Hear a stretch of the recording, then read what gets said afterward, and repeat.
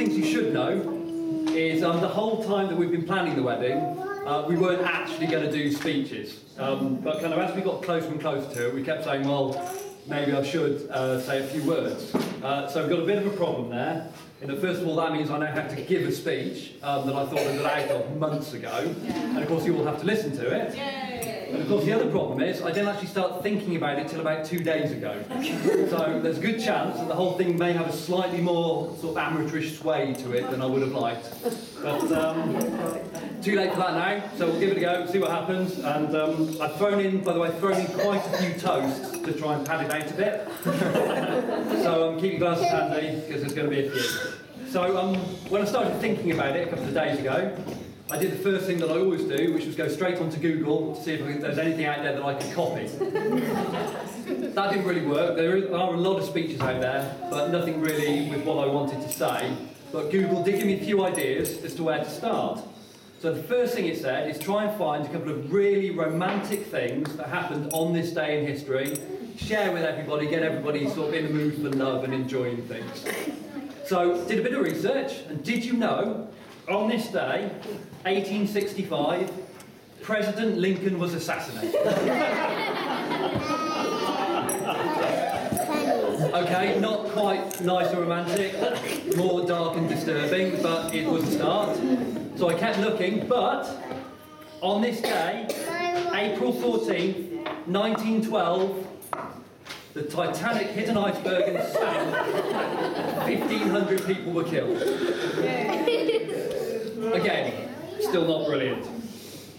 But, and this is a real one, on this day, 1945, my nan and granddad were married. Now, unfortunately, they can't be here today due to what my granddad's called medical contingencies.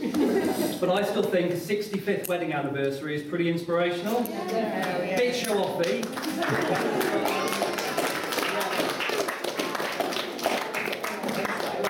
Certainly worth a toast. So this is the first one to my nana and granddad and other absent friends. Cheers. Absent friends.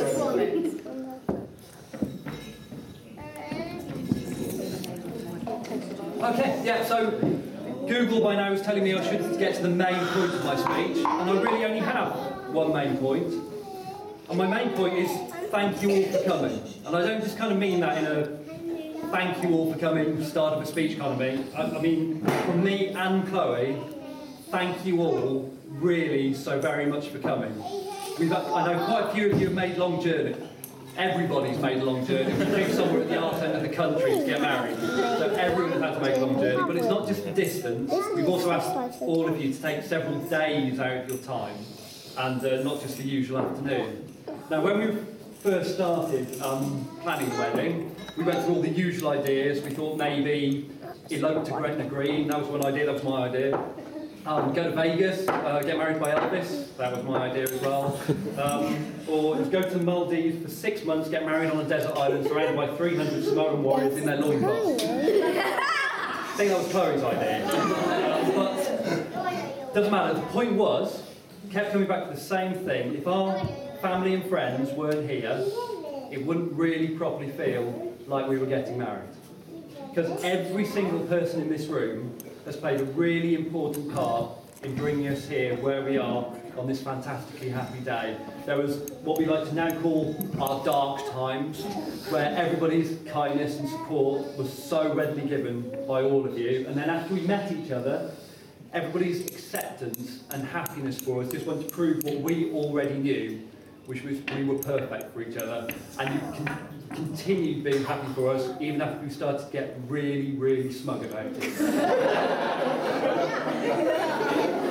So we completely admit it's utterly selfish for actually to come all this way and to take up so much of your time. But it just goes to show what we already knew, which is how great all of you are, that everybody's just come without a question.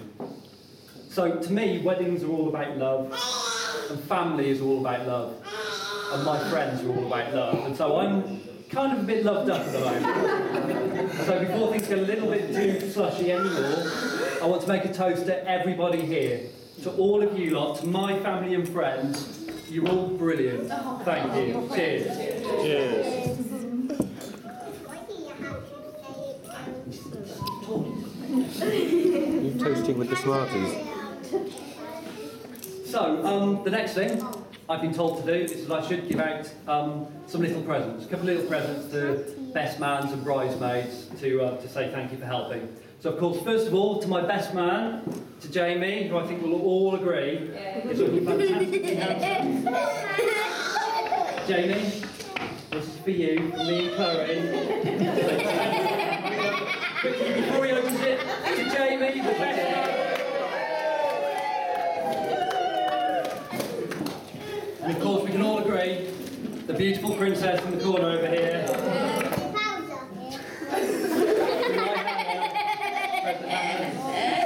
Thank you. Brilliant.